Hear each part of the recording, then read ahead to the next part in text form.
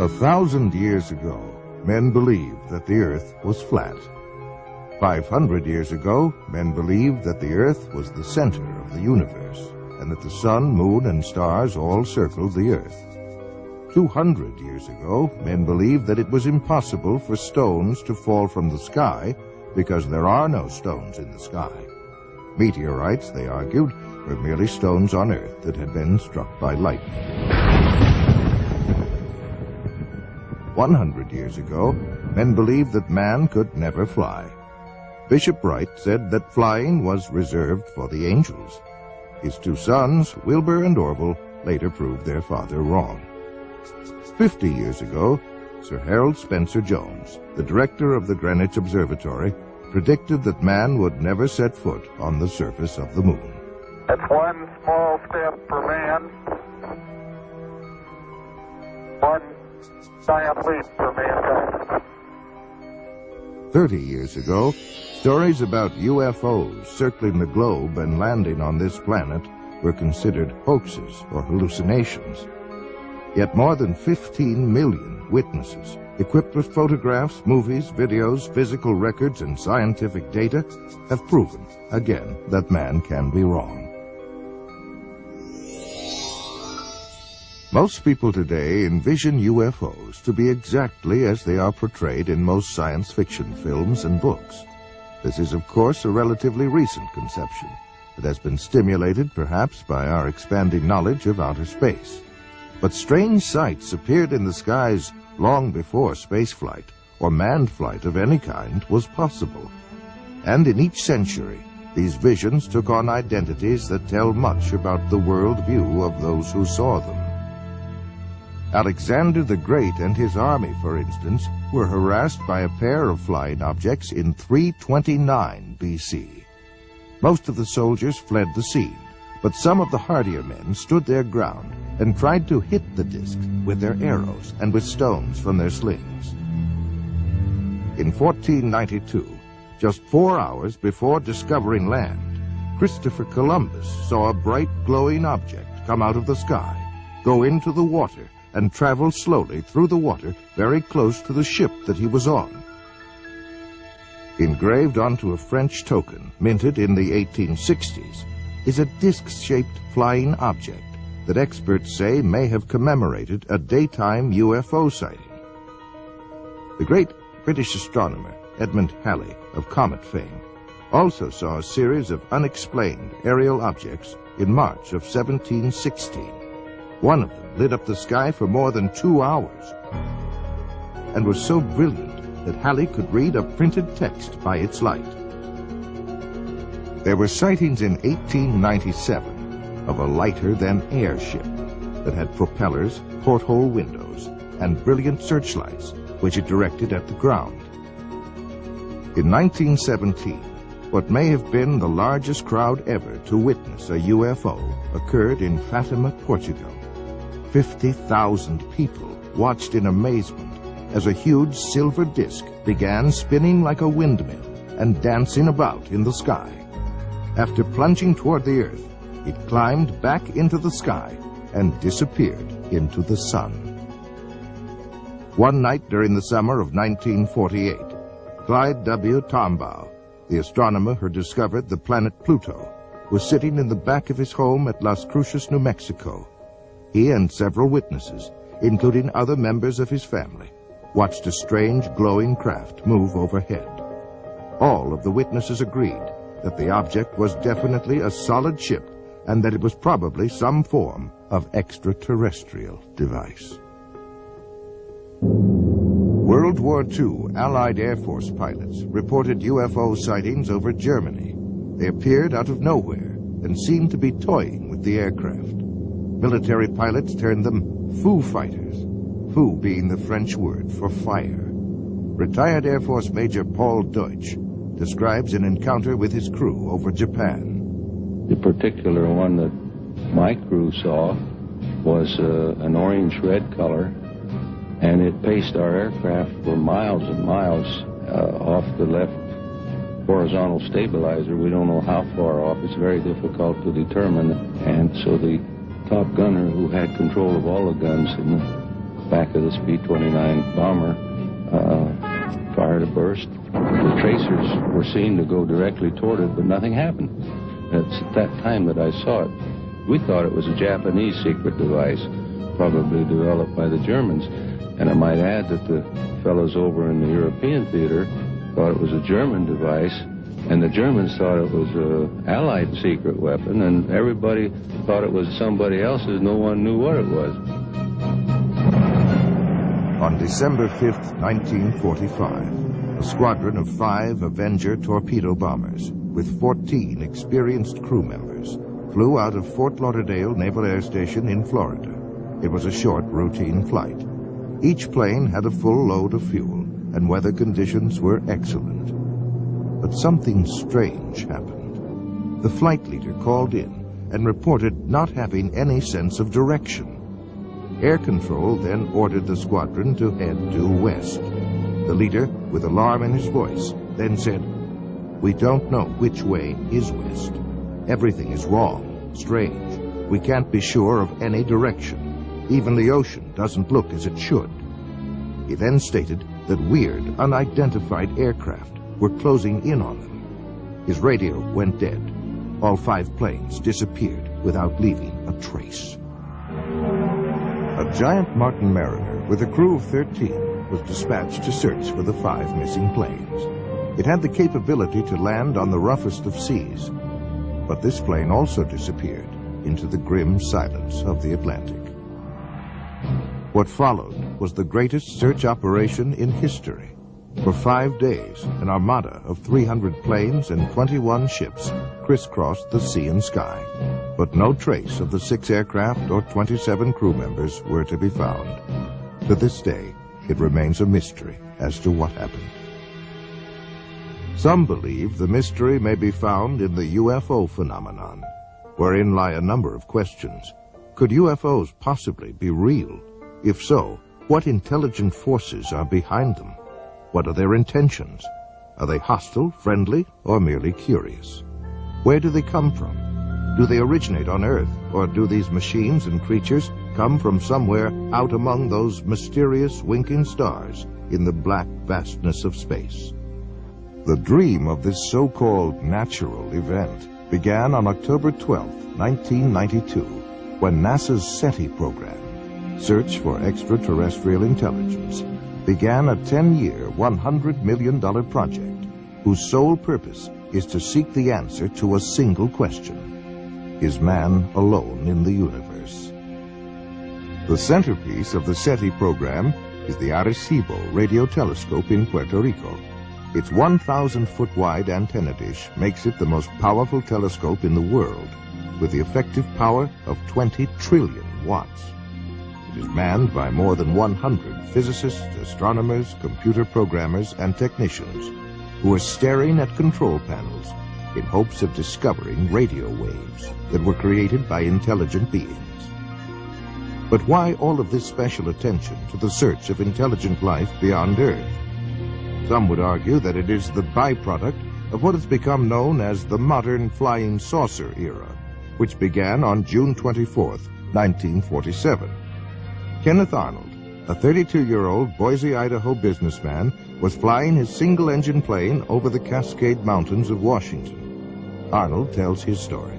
I had reached the altitude of about 9,200 feet when a very brilliant flash lit the sky around me and actually lit up the airplane that I was flying. And I could see way off to the right, coming in the vicinity of Mount Baker, a whole chain-like string of aircraft coming at a tremendous speed. I could see plainly that they didn't have any tails. I had never seen aircraft of that kind, and I made a quick judgment that they must be approximately 100 foot in their wingspan. And the first unit or first craft flew at a higher altitude than the last. And of course, this is completely reversed from our normal flight patterns. I had a good fix with Mount Adams, and I thought I'd try to clock their speed between Mount Rainier and Mount Adams.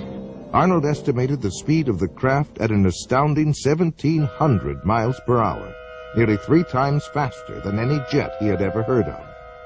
He was asked by a reporter to describe the mysterious objects. You know, they would skip and sail and give off these flashes, and you take a saucer and you skip it across the water, and it's erratic, and this is how the name Flying Saucer was born. This was the day, June 24th, 1947, that marked the beginning of what is known as the modern flying saucer era. What followed would be thousands upon thousands of unidentified flying objects over North America as well as other parts of the world. It seemed to hover for a matter of maybe 1 or 2 seconds, and then was out of sight within 2 or 3 seconds, which was a lot faster than it had been traveling originally. We were using our red lights and our aircraft landing lights, which is a spotlight, and pointing them or directing them at the UFO.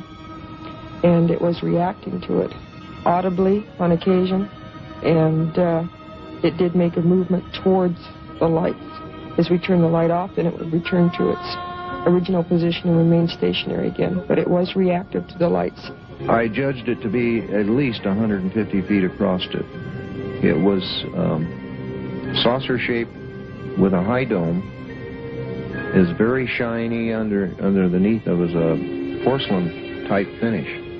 And I was getting a tremendous shock all over my whole body. My hair was standing up, and I had electrical static feeling over my hair on my arms and my head. I thought it was doomsday. He was standing at the doorway screaming at me to get up. We got to get out of here. It's going to get us. And I looked out there, and it was pitch black when I first looked. And by now, he's got a hold of me, and he's shaking me, and he's screaming at me, which Bill doesn't scream. I mean, he's just hysterical is the way I can explain the way he was. And he keeps telling me, we've got to get the kids out of here. It's going to get us. And I didn't see anything. So I looked again, and all of a sudden, I saw this like a real bright light. And I still didn't know what I was looking at. I didn't know what had scared him. But after looking at the way he was and looking at what I saw, I knew I better listen to him. So I went down the hallway and grabbed my daughter. And I came back to the hallway and went out the front door, and he had grabbed our son by then. When he came back up the second time, I felt like death was at hand. I figured this was it. As soon as it touched down, then the whole area just lit up. You couldn't see anything inside, but you could see the outlines of the whole object. It was going through the sky. Not really, it didn't seem to be going really fast. After a while, it just started straight up in the air. They were about 4 feet 10. Had very large heads. No hair on their heads. No eyebrows. No whiskers or anything like that. They had very large eyes. The odor itself I smelled stronger when the beings were near me. And when they looked at me, we did not talk verbally like we're talking now. It was a telepathy type thing. A recent Gallup poll estimates that 1 out of every 2 Americans believe in the existence of UFOs. Over 15 million people have reported seeing UFOs, of which over 2,000 were encounters with landed UFOs and their occupants. UFOs have been fired upon by jet fighters and anti-aircraft missiles, but with no effect. They give off powerful electromagnetic charges, often causing the breakdown of engines and electrical circuitry. They evoke strange and fearful reactions in animals and frequently cause profound psychological disturbances in humans. They have the ability to materialize as if from nowhere, but more often vanish into thin air in the midst of a sighting. Both human eyes and radar instruments have observed unbelievable aerial maneuvers, such as 90-degree turns of several thousand miles per hour, and have been clocked at speeds up to 16,000 miles per hour. There can be no longer any doubt, even to the most ardent skeptic, that UFOs exist. The question is, where do they come from? If they come from another galaxy, then they would come from at least 2 million light-years away. Even traveling at light speed, 186,000 miles per second, it would take 2 million years to get there. But suppose that UFOs come from some distant star in our own galaxy. If these space visitors were to travel 1 million miles a day, it would take 70,000 years to reach the Earth from the nearest star, Alpha Centauri, which is 25.5 trillion miles from Earth. Other stars are thousands of times further out in space. Conservative estimates indicate that a spaceship carrying 10 people and traveling 5 light years to and from a nearby star system at 70% of the speed of light would consume 500,000 times the amount of energy used in the United States in 1 year. But there are other complications of space travel. Space is not a vacuum, but contains cosmic gas, dust, and particles.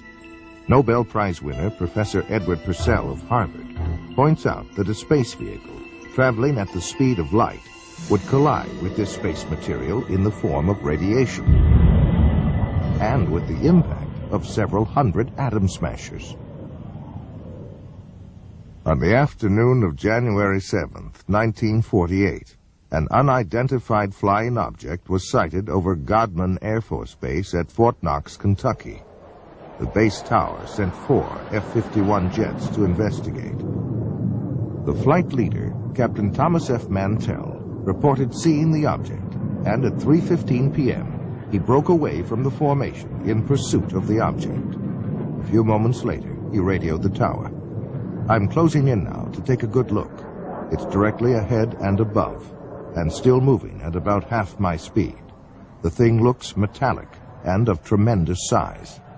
I'm going up to 20,000 feet, and if I'm no closer, I'll abandon chase." Those were the last words that Captain Mantell ever spoke. Later in the day, his body was found in a nearby field, the wreckage of his plane scattered for half a mile around. There were many other sightings that year. In July 1948, it was reported from Strategic Air Command in San Antonio to FBI Director J. Edgar Hoover that an unidentified aircraft was seen by an Eastern Airlines pilot, co-pilot, and 1 or more passengers flying over Montgomery, Alabama.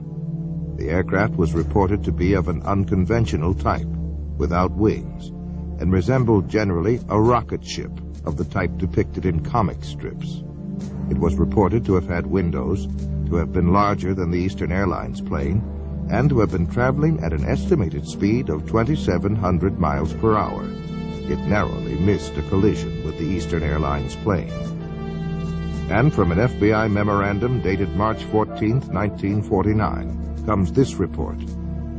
Flying discs are believed by the Air Force to be man-made missiles rather than some natural phenomenon, and that as much as 4 years ago, it was learned that some type of flying discs were being experimented upon by the Russians. It was further determined that most all of the flying discs seen by persons in the United States approached this country from a northerly direction and returned in the same direction, indicating a strong possibility that they are coming from Russia. On the evening of July 19, 1952, Senior Air Controller Harry G. Barnes at National Airport in Washington, D.C., picked up 7 slow-moving objects on his radar scope. He called Andrews Air Force Base and learned that they were seeing the identical blips on their radar. A pair of F-94 Air Force jets were soon searching the skies over Washington, where they found nothing. As soon as the jets departed, the blips reappeared on radar screens and remained there until daybreak.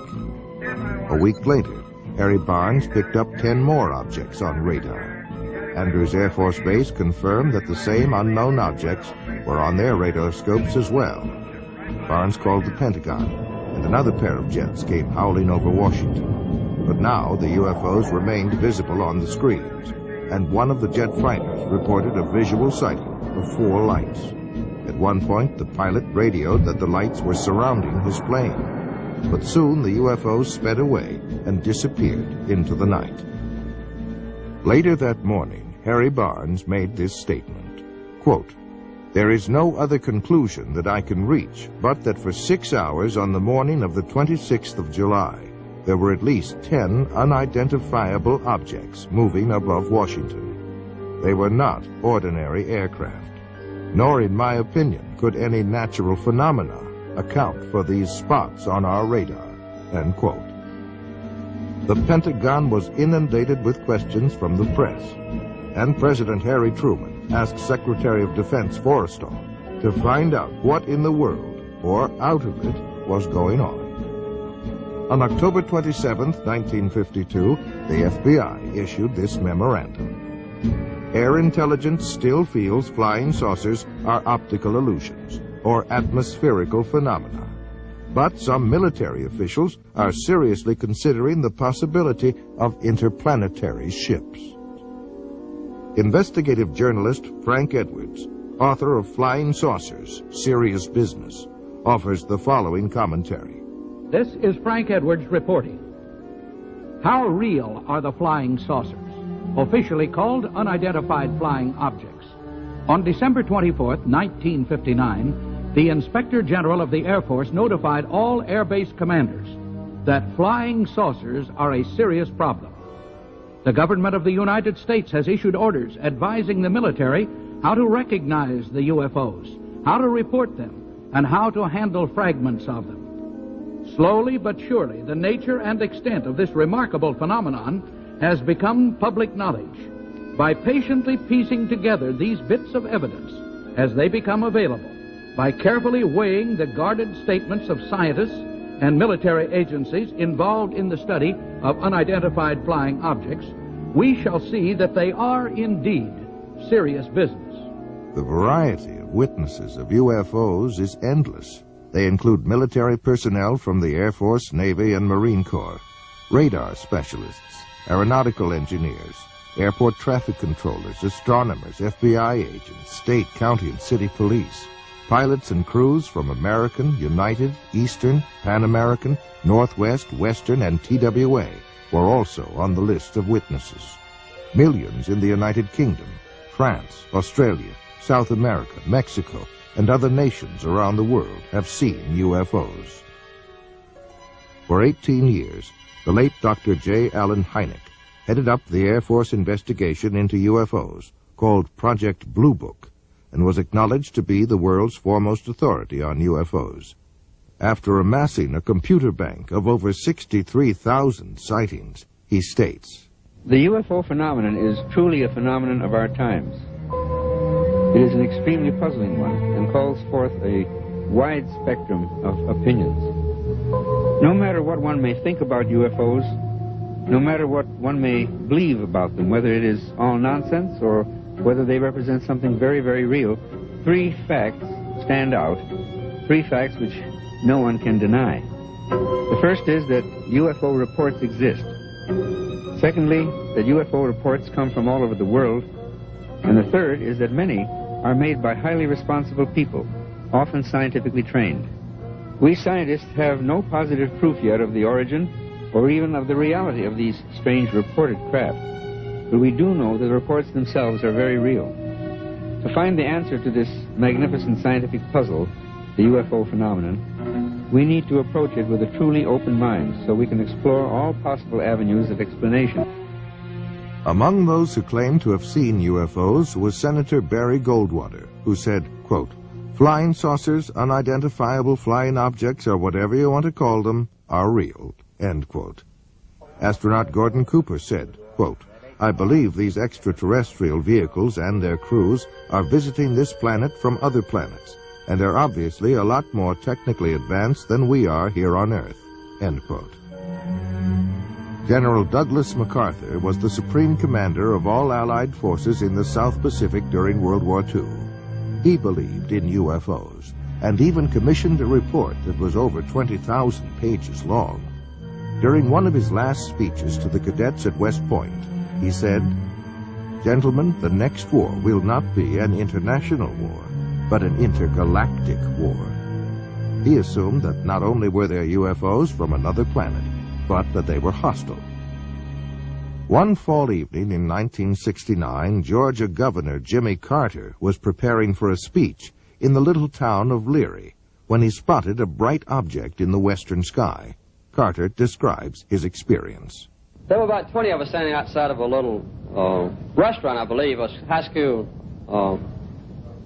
lunchroom, and a kind of a green light appeared in the western sky. This was right after sundown, and it got brighter and brighter, and then eventually it disappeared.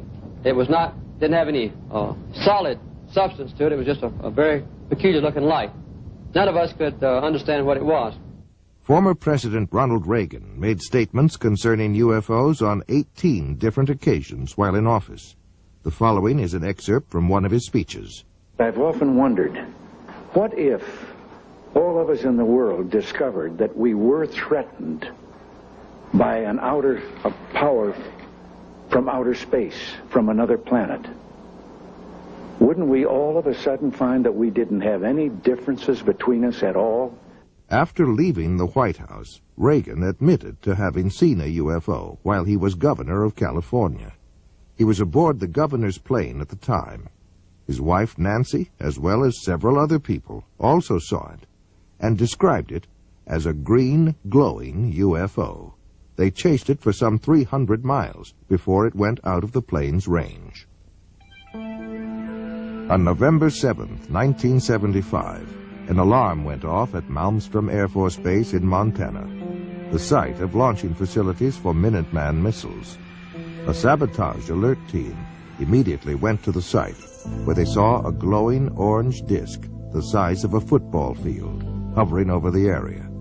It began to rise, and the North American Air Defense Command radar picked it up when it reached an altitude of 1,000 feet. 2 F-106 jet fighters were dispatched from Great Falls, Montana to intercept the craft, but before the fighters arrived, it disappeared from the radar screens.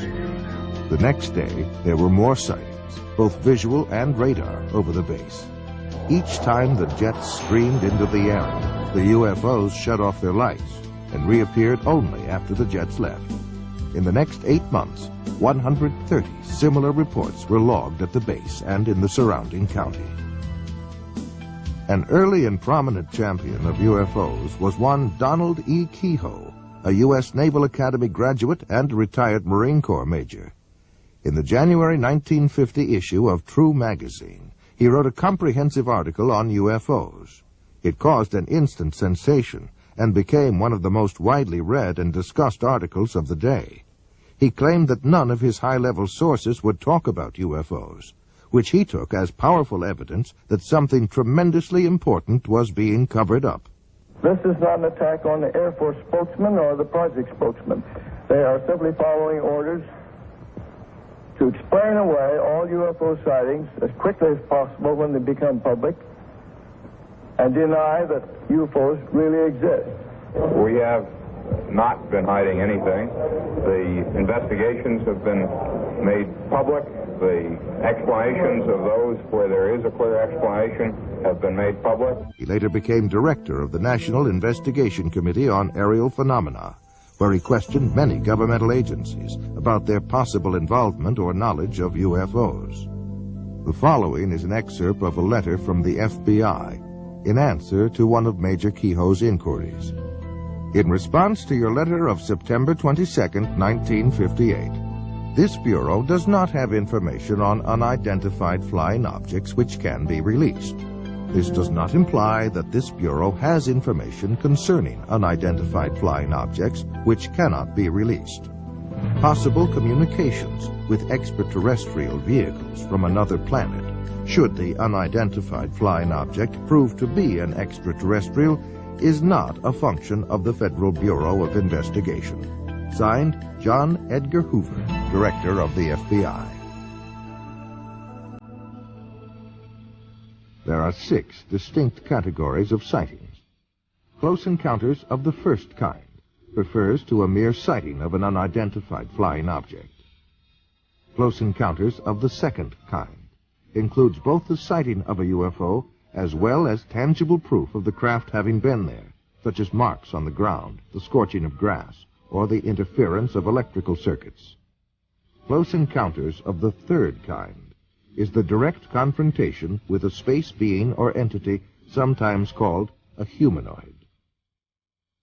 Close encounters of the fourth kind involved alleged abductions by UFOs, where people claim to be involuntarily taken on board a UFO, usually for experimental purposes.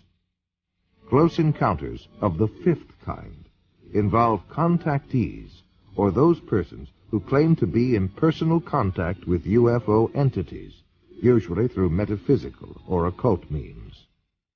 Close encounters of the sixth kind include injuries or deaths resulting from a UFO close encounter.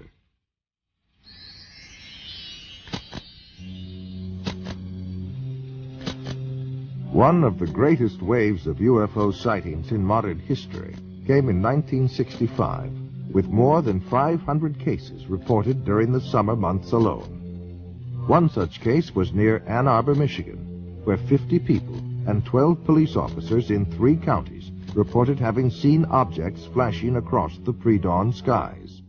That evening, 87 female students at Hillsdale College near Ann Arbor watched an object flying around and flashing bright lights for a period of about 4 hours.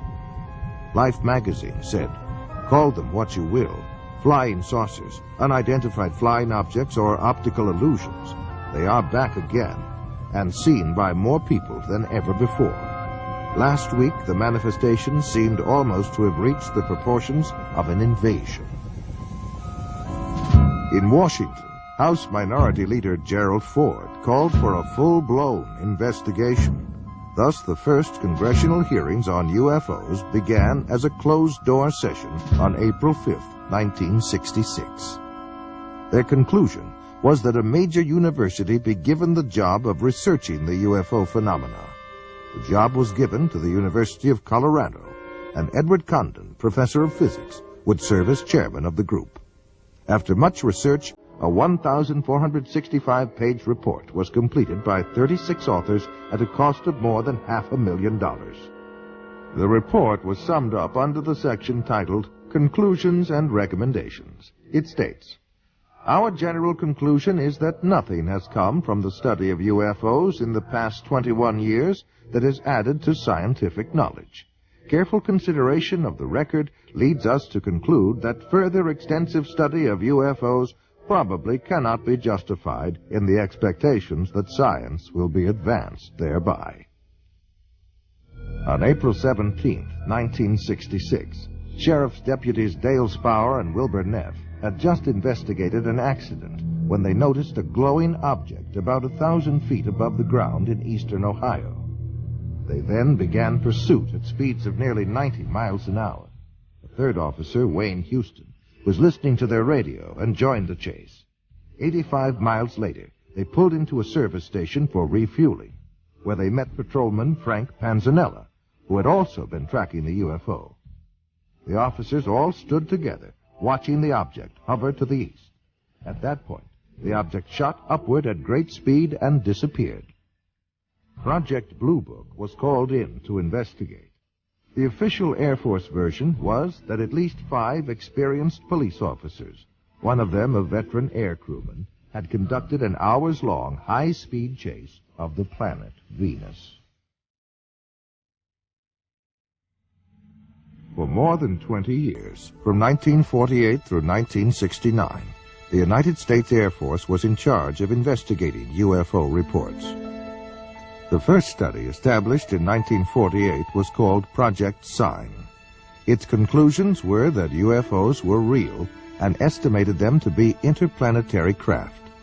The Pentagon rebuked the report, calling it science fiction fantasy.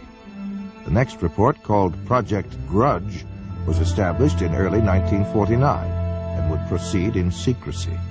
The critics of this investigation complained that the Air Force wanted to control all research on UFOs and that its mandate seemed to deny or explain away all sightings. Project Grudge did not last long and was officially dissolved in December of 1949.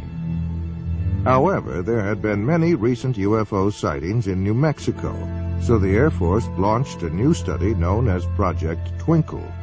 An observation post was set up in New Mexico and was armed with cameras, telescopes, and other optical equipment.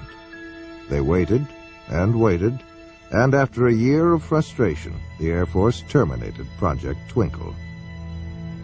It was not long after this that the government began a new policy of cooperation with the press by issuing regular releases about sightings and investigations.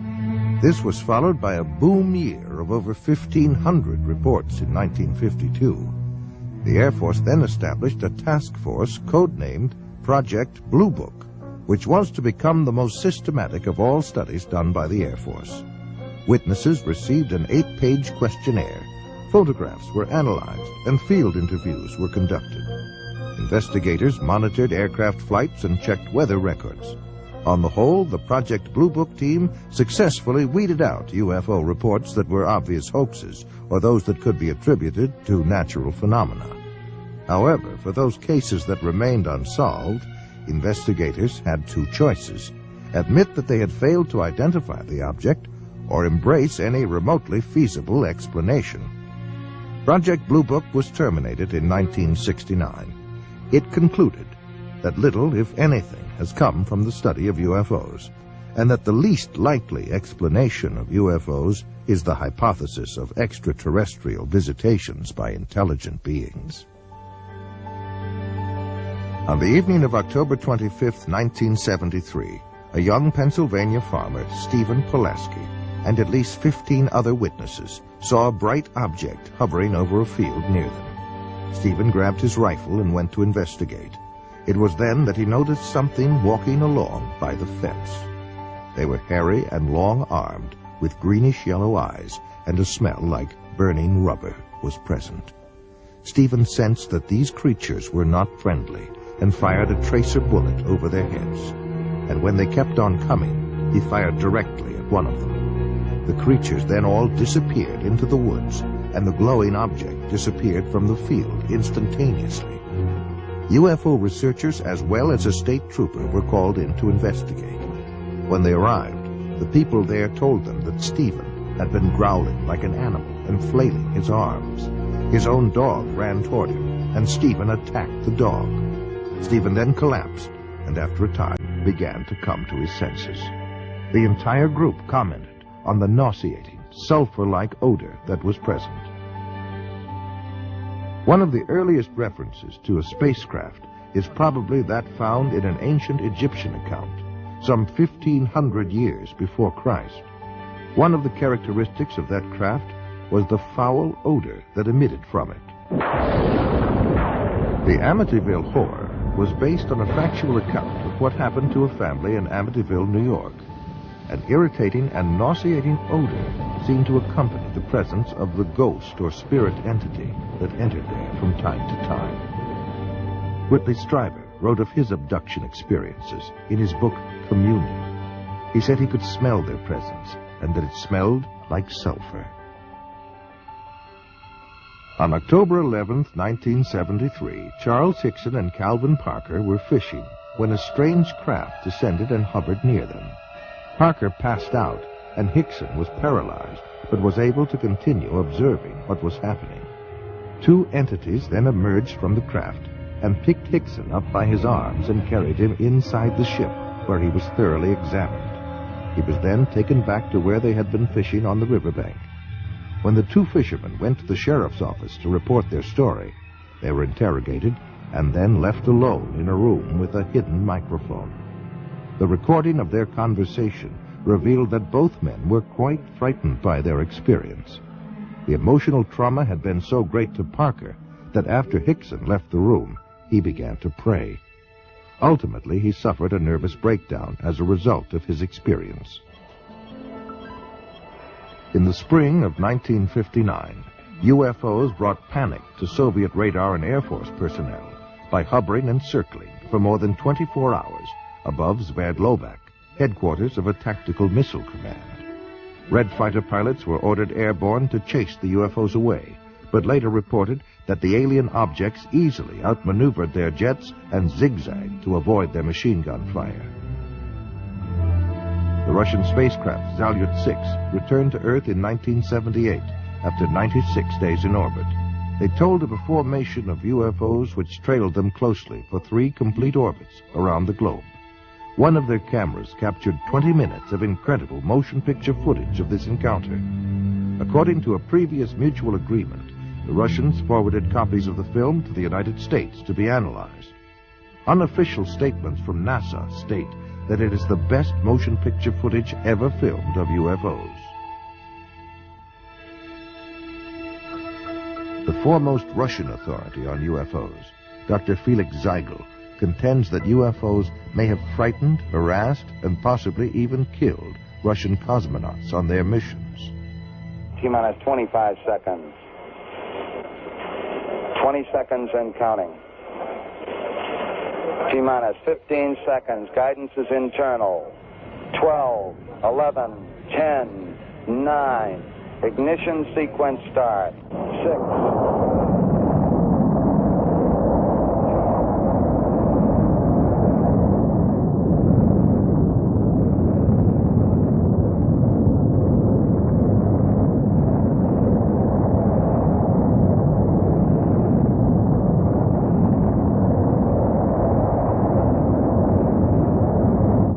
On at least 6 space missions, United States astronauts have encountered UFOs. Journalist Frank Edwards records the following incident. As Major Cooper was making his final orbit of the Earth in May of 1963, he was approaching Perth, Australia. Suddenly, Major Cooper radioed down to the tracking station that he was being approached by a greenish glowing disk with a faint red glow on one side. It was traveling east to west, which no man-made satellite does. 200 persons at the tracking station watched the object on the gear there. They saw it approach Cooper. Then it veered away from him and sped on out into space. It was only the first of many such cases. Every American astronaut since Gordon Cooper has also been approached by unidentified flying objects. And each time the UFOs come closer to the astronauts, and each time they remain a little longer. In 1965, Major Edward McDivitt photographed one of these objects near the capsule in which he was orbiting the Earth over the Pacific Ocean. And the photograph, as released by the National Aeronautics and Space Administration, clearly shows a bright egg-shaped thing which leaves a visible trail from its propulsion system. The more we study the evidence that is being assembled all over the Earth, the more inescapable the conclusion that man had best prepare himself for the greatest event in human history. The realization that we are about to contact, or to be contacted by, sentient beings from elsewhere in the universe. The late General Douglas MacArthur said that this confrontation would be the greatest challenge man ever had to face. Are we ready for it? When and if it comes? Frank Edwards reporting. Gemini 5, 10, and 11 have all had similar encounters. So convinced was astronaut Edgar Mitchell of the existence of UFOs that he retired from the U.S. space program to devote full time to UFO investigation. During our first mission to the moon, Mission Control recorded the following broadcast of strange noises that were heard on the Apollo 11 spacecraft.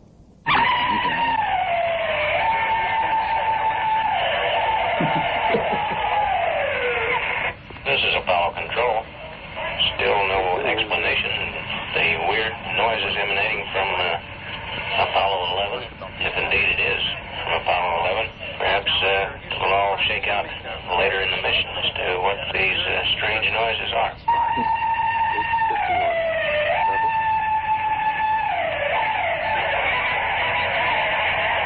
NASA says UFOs have reportedly dogged the U.S. space program since the very beginning.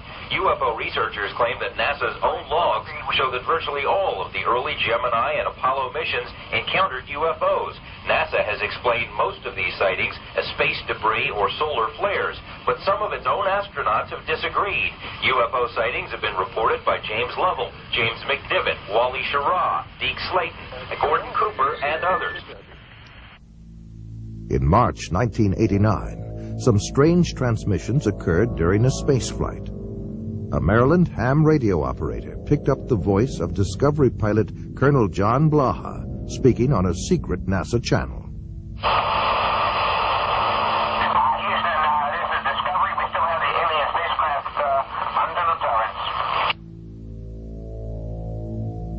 Houston,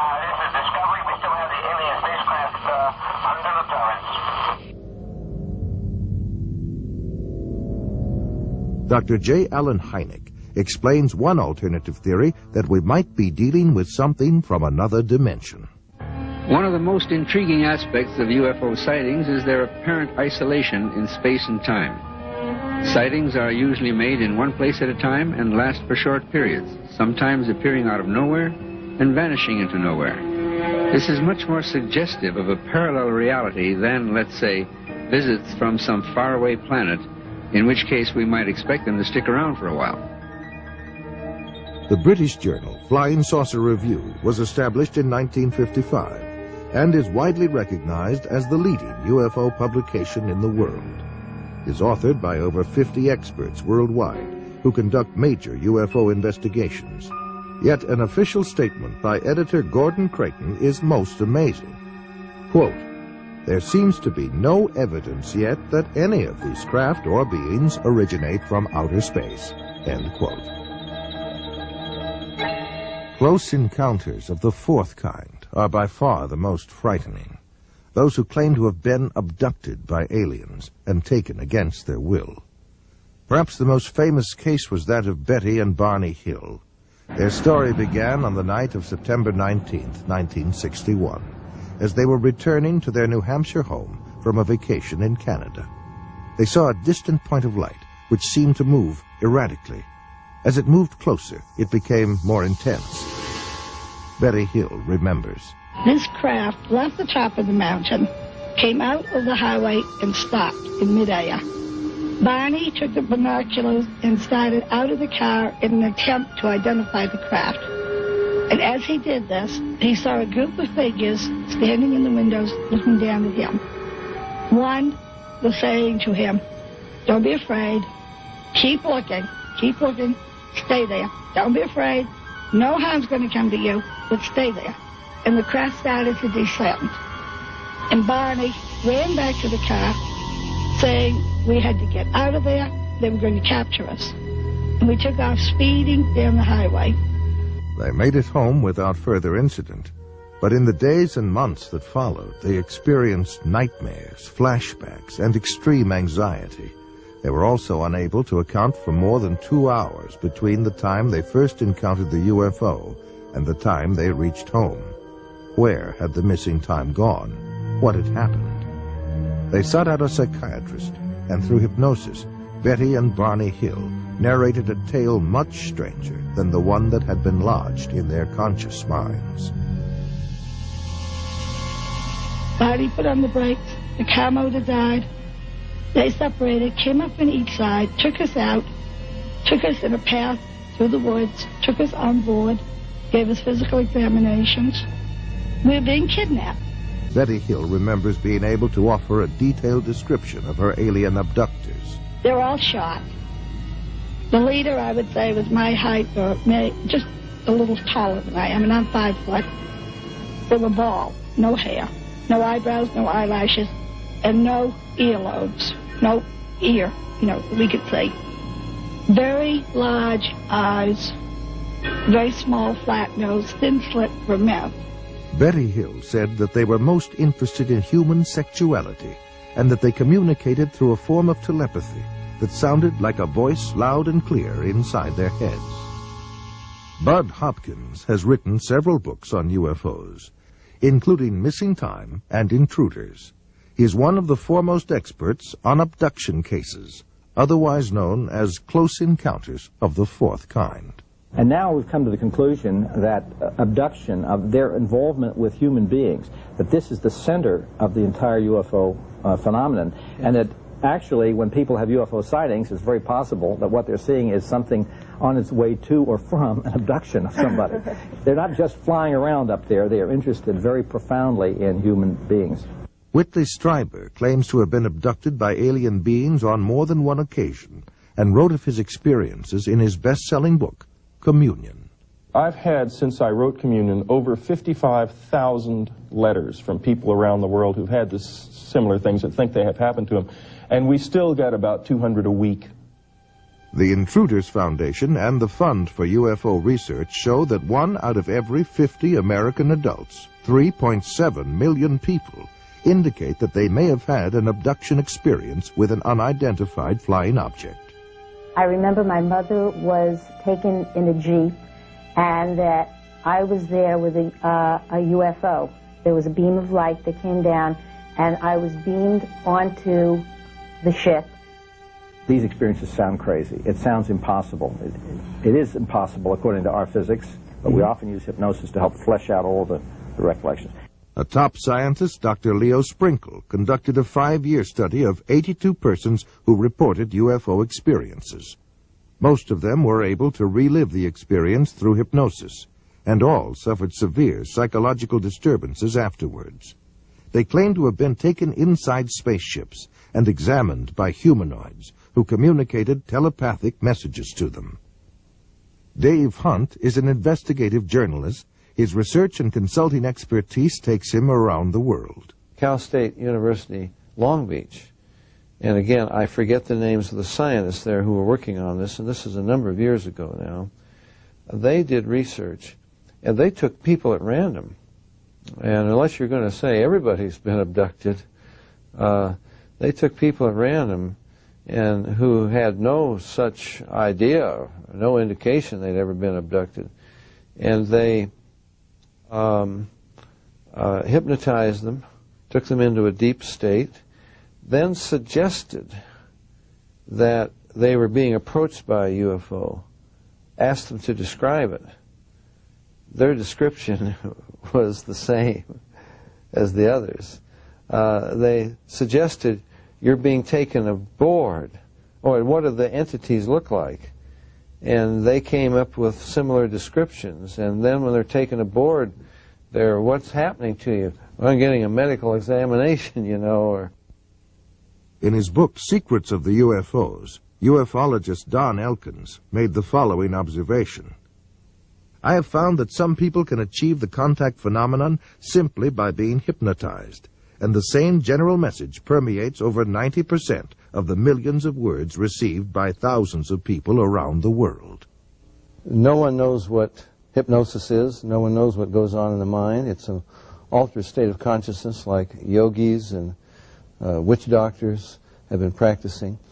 It loosens the normal connection between your spirit and your brain, and of course if the hypnotist can control you, make all kinds of suggestions, make you think things are happening that are not happening, make you think you have powers that you don't, experiences that you haven't, even implant memories.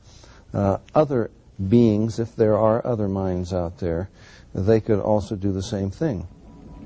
Sir John Eccles, Nobel Prize winner for his research on the brain, describes the brain as, quote, a machine that a ghost can operate, unquote. What he means by that is your spirit operates your brain in a normal state of consciousness. In an altered state, reached under yoga, a TM, hypnosis, you have loosened the normal connection between your spirit and your brain, and that allows another spirit, other entities, other minds to interpose themselves and begin to tick off the neurons in your brain, create a universe of illusion. I believe that it's demonic. I think all of the evidence indicates this. Some people claim that by allowing themselves to be put into an hypnotic trance, they are acting as a channeling device, in which the extraterrestrial being speaks through them. The following is an actual sampling of those messages. We come from the Interplanetary Confederation of Solar Systems, and our purpose is to aid our brother man on the planet Earth as the new age dawns. The teacher that was known to you as Jesus was able to use many more of the abilities than the people of this planet. Unfortunately, man upon planet Earth has misinterpreted the meaning of this man's life. He was no different from any of you. He was simply able to remember certain principles. These principles may be realized by anyone at any time.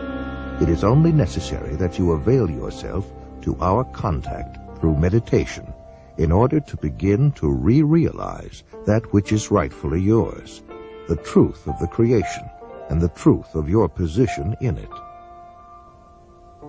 Know ye not that ye are gods? We have been puzzled at times by the inability of the people in general of this planet to be awakened to this simple truth. We find that the state of hypnosis brought about by the evolution of thought of the people of this planet is so great that it is necessary for him to maintain a constant awareness of his spiritual nature with meditation. Man is now in the transitional period before the dawn of a new age. With peace, love, brotherhood, and understanding on man's part, he will see a great new era begin to dawn.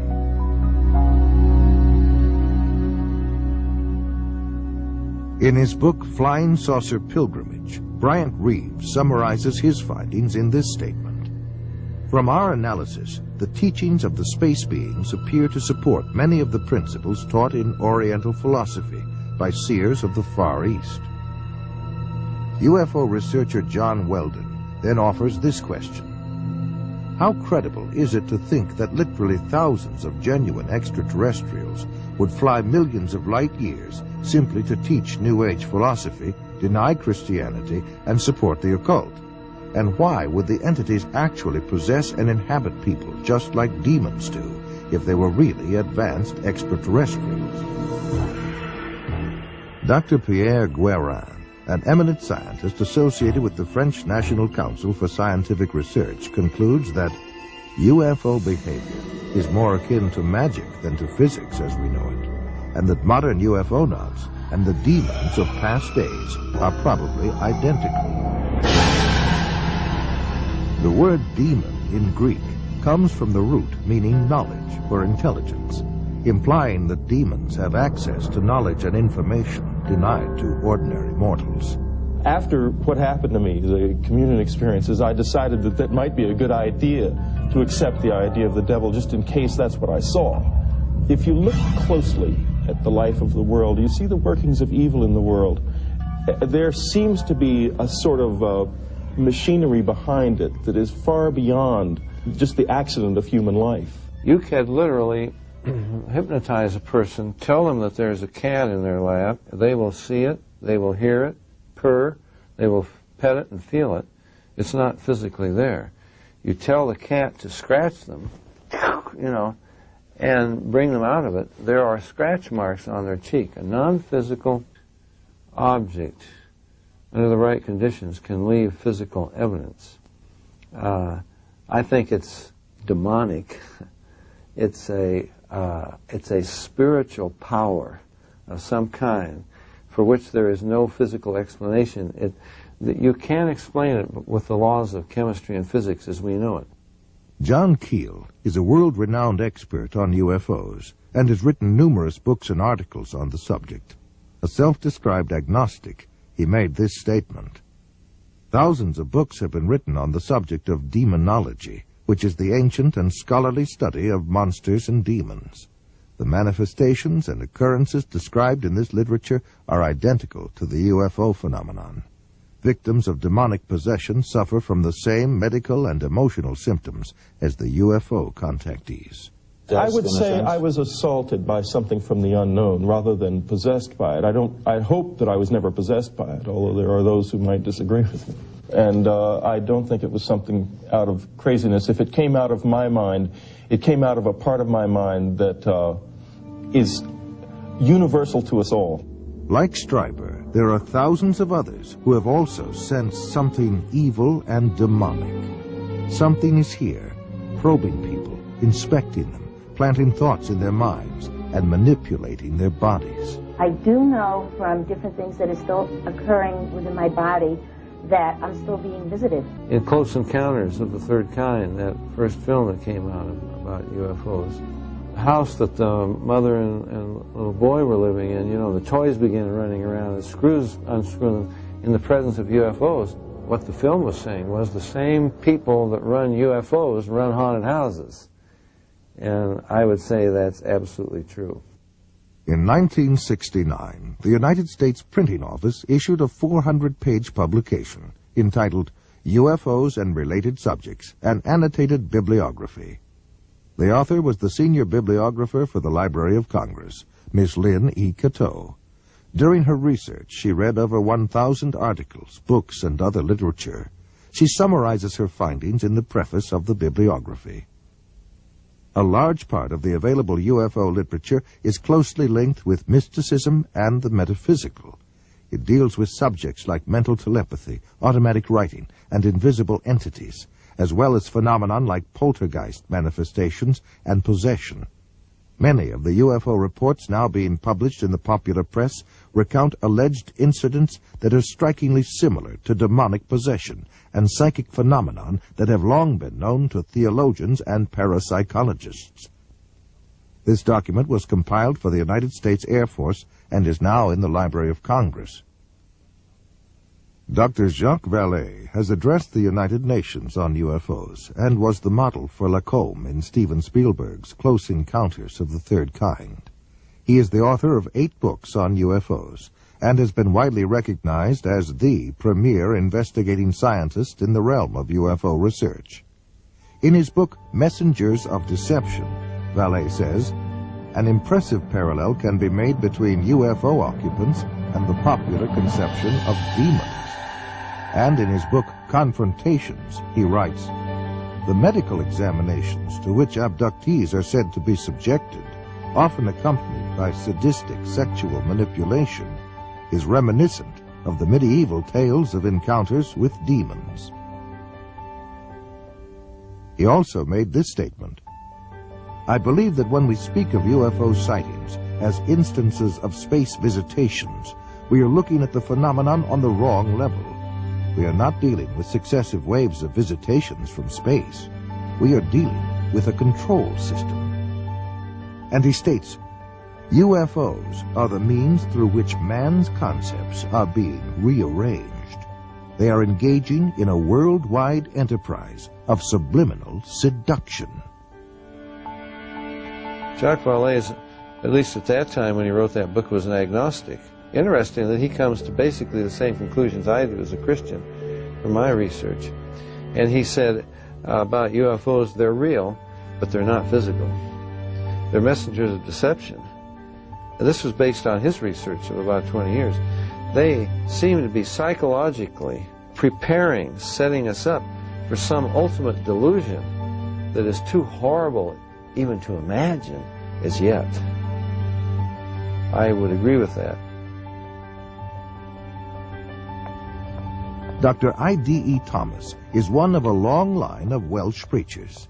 He is currently the senior pastor at the First Baptist Church of Maywood, California, and has authored several books which have enjoyed wide circulation.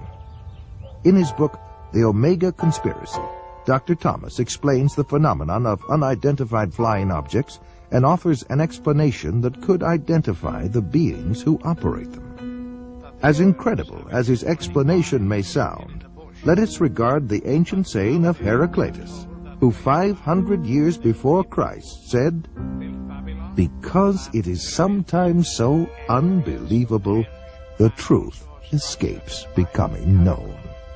The answer to all this and the clue to this cosmic riddle may be found in the ancient book of Genesis. And back there in chapter 6, we are told of a very amazing and bizarre event. The sons of God saw the daughters of men and saw that they were beautiful, and they lusted after them. And then we read they married them and sired children from them. For the past 1,500 years, most scholars, including evangelical scholars, have interpreted the sons of God as the good sons of Seth, and the daughters of men as the wicked daughters of Cain. They've adopted that interpretation because the other one is so bizarre and outlandish. The ancient interpretation, and in my opinion the correct one, is that the sons of God were demonic beings or fallen angels, and that they came down to earth, they lusted after the daughters of men, they married them, and produced this amazing progeny, this hybrid progeny of the Nephilim. And the very word Nephilim does not mean giants. It comes from the root Nephal, fallen ones. The early Christian fathers in the first 4 centuries, men like Irenaeus, Tertullian, Ambrose, for 400 years they knew no other interpretation except that the sons of God were angelic beings. Josephus, the cosmopolitan Jewish historian, says the same thing. We read in the book of Job that when God laid the foundation of the earth, the sons of God shouted for joy. Obviously, the sons of God could not be human beings. Adam had not been created. If this was a case of just mixed marriages between good men and wicked women, it is surprising that God should have issued the fire of judgment that he did. God took this stern action of wiping out the human race. Now, the only family that were left intact in order to re-establish, repopulate the new world was the family of Noah. Noah, we are told, was perfect in his generations. The word perfect does not mean, in this case, morally perfect, because we know from the story of Noah, and especially what happened after the flood, that Noah was not perfect. What it means is like a lamb for the paschal sacrifice, that lamb had to be without blemish, physically pure, without blemish. So it seems was the case of Noah, the only family that remained uncontaminated from these strange beings that appeared from space. The only line that was pure and clean from God's standpoint to start a new world and a new civilization. Jesus said, as in the days of Noah, so in the days of the coming of the Son of Man. Of all the patriarchs and prophets of the Old Testament, the key to prophecy above all others is Noah. And something happened in the days of Noah that was a distinctive characteristic of Noah's time that didn't happen before or after. Wars and famines and pestilences and natural disasters have always happened. But something happened in the days of Noah, and the most sinister and bizarre of all the things that happened was this intermarriage between the angelic race and the human race. And of course the mastermind behind it all was another angel, a fallen angel, Lucifer. Now we believe that as they came in those days, we may very well be on the edge of another invasion from outer space, that Satan will once again make another attempt, maybe the final assault on the human race, in order to wean men and women away from the worship of God. He has tried before, he will inevitably try again. And by seducing the human race, by sending these so-called entities from space, demonic beings, he will try to get people all over the world to worship him and to deprive God of the worship that is due to him. Fortunately, we know what the end result is going to be. But this final or omega assault that will come at the end of time may trigger the coming back of Jesus Christ to rescue his own. Satan has failed before, and the Bible predicts he will fail again. We are told quite emphatically in God's Word that the kingdoms of this world shall become the kingdom of our God and of his Christ. Satan will make the attempt, but our God, greater is he that is in you than he that is in the world.